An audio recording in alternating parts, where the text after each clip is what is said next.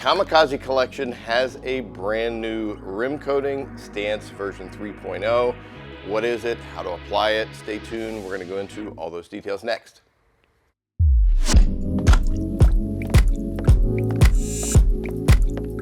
Hi, I'm Todd Cooperrider with Esoteric. Excuse me for sitting on the job here. Figured to be easier to talk about the product sitting, and then I'm going to do some application.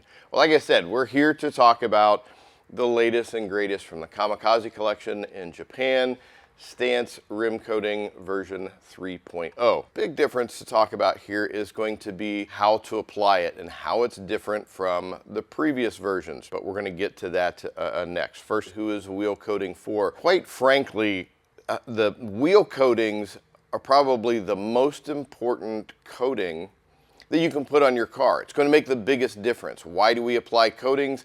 It makes maintenance easier. Wheels, they get a lot of brake dust and all. You want to spend less time cleaning them up. That's where the wheel coatings come into play. It is a game changer, particularly if you've got one of the cars that produce a lot of brake dust. German cars in particular are some of the worst offenders out there. And nobody likes spending a lot of time cleaning up the wheels. And if you go and clean up the car and the wheel's still dirty, it's like wearing your best outfit with your old work shoes or something. You want the wheels to look good. Applying wheel coating, it's going to make that cleanup a lot easier. Now, when doing your wheels, the best way to do it is like I've got right here. You want them off of the car. I would recommend if you do that, you've got all the proper tools, go through the manual, make sure that you've got all the right torque settings, and be careful when you're doing it. Because you can get the face of the wheel, but the biggest difference is going to be in here in the barrel, and you just can't get those completely coated without having them off of the car. All right, what's different about this? Well, typical Japanese fashion, they're always continually going through improvements. And most of the time, they're not going to come out with a new version unless they've made some significant changes. And that's where the differences here are for the 3.0. Now let's go back a minute and talk about Stance and Stance 2.0. The big features for those coatings was how easy it was to apply. I mean, it was completely different than anything else out there on the market. You can put them on the wheels, wait for 20 minutes and go back, wipe it off. It's going to wipe off just as easy. It really stood out. The performance was fantastic too. I mean, here at the shop, that's all we use is the Stance rim coat for all of our service cars.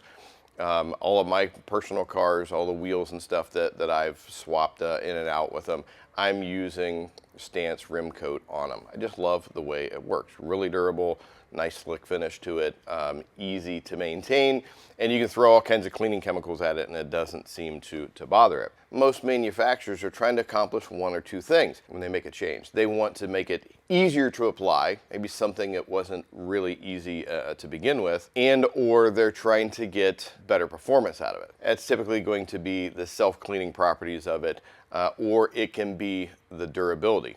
With the new 3.0, that's what you're getting. You're getting a little bit increased durability out of it. You're getting increased self-cleaning properties. It's going to be more resistant to any kind of chemicals, which was already pretty good. But on the downside of this one in particular, the ease of application went down a little bit. Now, it didn't make it difficult to apply. It made it more in line with what most wheel coatings on the market are like. You know, now you have to remove it a little bit quicker. I don't want to jump ahead. I'm going to get into that in just a minute. So you have all those great properties that you had before, a little bit better in terms of durability, a little bit better in terms of self-cleaning, a little bit better in terms of chemical resistance to it. Now, the next question people are going to ask is, well, what's the durability? You know, it depends on so many factors. What kind of car you drive, what kind of temperatures are generated, what kind of brakes are being used, how many miles you're driving. Typically speaking, you're going to put wheel coating on, and that's going to last you a solid year, maybe upwards of 2 years if you're not driving a lot. If it's one of those show cars you're breaking out on Sundays, you know, it's probably going to last you 4 or 5 years. You're just not cleaning it that much. So with this, what else do you need when you're getting ready to do a wheel coating? Well, just like when we're coating the paint surface on the car, we want to make sure that we get those wheels completely clean, free from any kind of debris or other chemicals or whatever, to make sure the bond is good. To do that, we've got a couple of products that we're going to have. We've got your Geon Prep, we've got your Geon tar, and what's not shown here is like your Geon iron or a wheel cleaner with iron. We want to go in and completely decontaminate those wheels first. Then if we go in and we find we've got like little tar or rubber stuck to the inside of the barrel, we're going to use tar to clean all that up.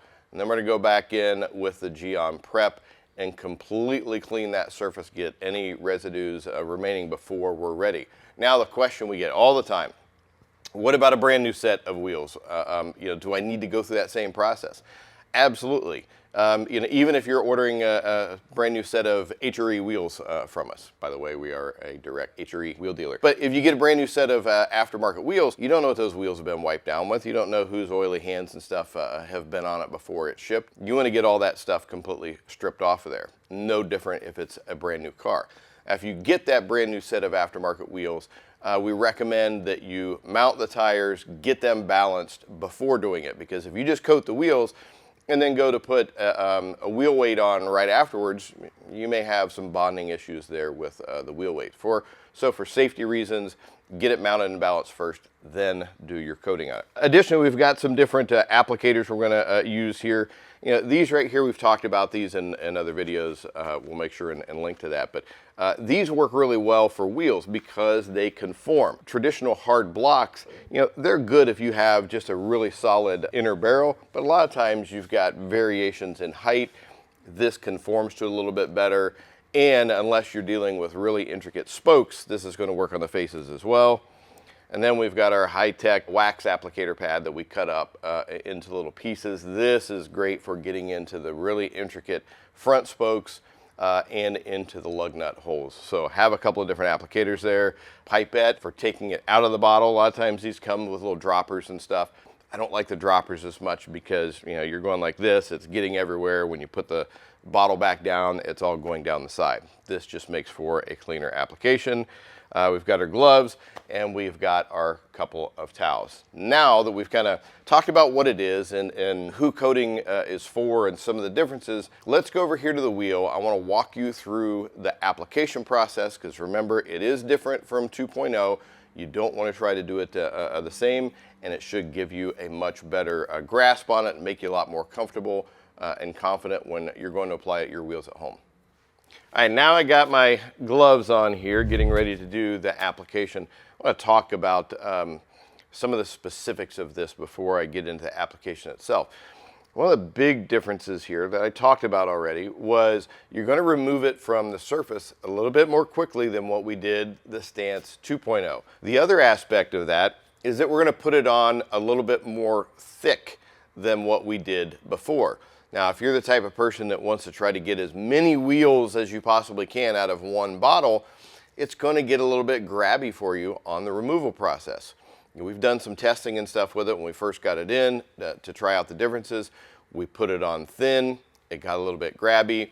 We put it on thick, even in the same amount of time, and the removal was much, much easier. So that's what we've adopted here at the shop, going with a little bit thicker layer that we're applying, not to the point where as you're putting it on, it's running off of the sides, but you don't want to just do a couple of drops on your applicator either. As mentioned earlier, you want to make sure that you wipe down the wheels completely with prep and tar. These wheels here have already been prepped, so we're ready to go straight into application of our Stance 3.0. So now that we've got our applicator, I'm going to take my pipette here. I'm going to load it up a little bit. Especially on this first one, we went a little bit more on the applicator, and that should be good. We're going to make a little bit of a mess here, which is why we go in and we clean everything up when we're done. That way we put the cap back on it. Later on when we go to open it again, we're not going to have a problem. Okay, so I've got my applicator loaded up here. I want to go to the wheel. What I want to do is say half of the wheel at a time. And on this one way to tell, it's like, oh, where is half? Well, you can use your valve as a guide, a visual guide, or in this case, I'm going to use one of the wheel weights right here as a visual guide of where half is. And I want to do this in straight lines when I'm applying. And I'm just getting a little bit of overlap here as I'm doing it. And then I'll kind of go back over it. I don't want to work it too much because then I can overwork it and it thins everything out. And what I can do is I can add a little bit more here, and I can go into the inner side of the spokes. You're not going to get perfect straight lines as you're doing this or whatever. Don't overthink it. Don't try to make it more complicated than it needs to be. So I just want to get a good even coverage. I can tell on here, you're not going to be able to tell on camera, particularly with this finish of wheels, but I can tell that I got a good thick layer of it. Now what I want to do is I want to go to my removal process. Once again, we're using 2 towels like we do with a regular coating. I've got short nap towel for our initial wipe. I've got the longer nap towel for our secondary. And I'm going to go in just small circular motions and get all this removed from the surface, because the coating does its initial bond pretty quickly. And then what we're removing from the surface is just the extra. It's not like, we're removing all the coating. You get people that ask that. It's like, well, why do you put on the coating, then you remove the coating? It doesn't work that way. All right, we're going to take our secondary towel, go in, a quick buff of the surface to get all off. I go in here on the spokes and I get it. I'm not having any kind of troubles with grabbiness or anything removing this, because I put a nice thick layer on it. If I would have done it really thin, or if I got distracted after I applied it and waited too long, it would have gotten a bit more grabby. If you run into that situation, what I would recommend doing is taking more of the coating, applying it right over top, let it set for a few seconds, and then go in immediately with the removal. The solvents in there is going to help break all that down, make that removal process easy. Now I would just go on to the second half, and I can tell a difference here in the finish where I left off. And I want to go in the second half, and I want to repeat that process. Now, a quick discussion, I should have talked about this at the beginning of the video, but a quick discussion about wheel coatings and what they're going on. This is more of a satin kind of a finish. You can apply this to satin wheels, you can apply it to matte wheels. It's not going to turn them glossy. It's going to add a richness to the finish. It's going to add a little bit of a darkening effect to the finish, but it's not going to turn them glossy. So regardless of the wheel type that you have, you can apply this to it with no worries whatsoever. I said just adds a little bit of darkening and richness, which is what makes coatings so nice. Okay, now I'm going to move this so I don't tip anything over. And when I go to the front of the wheel, I've got a lot more intricacies involved in here that I might have some difficulty getting an applicator like this in there. I would definitely not be able to use a traditional block applicator because there's too much going on. What you can do is you can take maybe the end of it, and I can get up in these tight areas, or you can take your little wedge right here, and this would be really easy to get into all of these areas. Now, the more intricate the face of the wheel is, the smaller sections I want to break it down. No different than polishing. I want to break it down into small sections because I'm going to be taking extra time to try to get in all these low areas here. And with that extra time, you run the risk of it becoming more difficult to remove. So I may do, I've got 1, 2, maybe 3 sections here at once that I'm doing. Break the wheel into thirds. Really, really intricate wheels, I'd probably break them into fourths. One thing that you can do to try to keep track of where you're at, take a little piece of tape, put on the tire in a few areas. That way you've got a visual to know how everything is broken up. It's really that simple. It's not a rocket science kind of thing. It's not like some of these coatings that are so difficult and you have to throw in all of these different processes to make it work. Here, you just want to make sure you're applying it thick. You're not letting it set too long, and you break it down into small workable sections. Now, once we've got the wheels coated, we're all finished with it.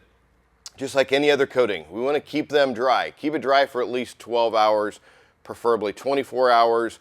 I'd try to avoid washing the car for about a week, applying any wheel cleaners and stuff on it, because the coatings continue to go through a curing process over about 5 to 7 days. Now, when you're keeping after them or you're maintaining them afterwards, I said clean it up as necessary. You don't always need a heavy wheel cleaner when you have coated wheels. Sometimes just soap and water, a little bit of agitation is all you need to clean it up. If you go a while between washings, you've got one of those German brands in particular that produce a lot of brake dust, you may need to use a heavier wheel cleaner from time to time just to break it down. Now, the rest of the maintenance that we have for it, one thing that I like to do, and we like to do here at the shop, is Polish Angel Super Sport is a fantastic product for maintaining the coated wheels. The Super Sport is to wheels what like the Cosmic Spritz or Kamikaze Overcoat is to paint. It acts as that sacrificial layer on there. It's going to help it last a bit longer for you. Well, hopefully that gives you a much better understanding of what the new 3.0 is and how to use it, the differences between it and the 2.0, and how to maintain it. But if you find you have any additional questions, go to the comment section below. I'm the person that goes in, answers all the questions. Let us know what you think. Let us know what questions you have, and we'll get you going in the right direction to keep your wheels looking their best. As always, we appreciate you hanging out with us here on the Esoteric channel. Thanks. We look forward to seeing you in our next video.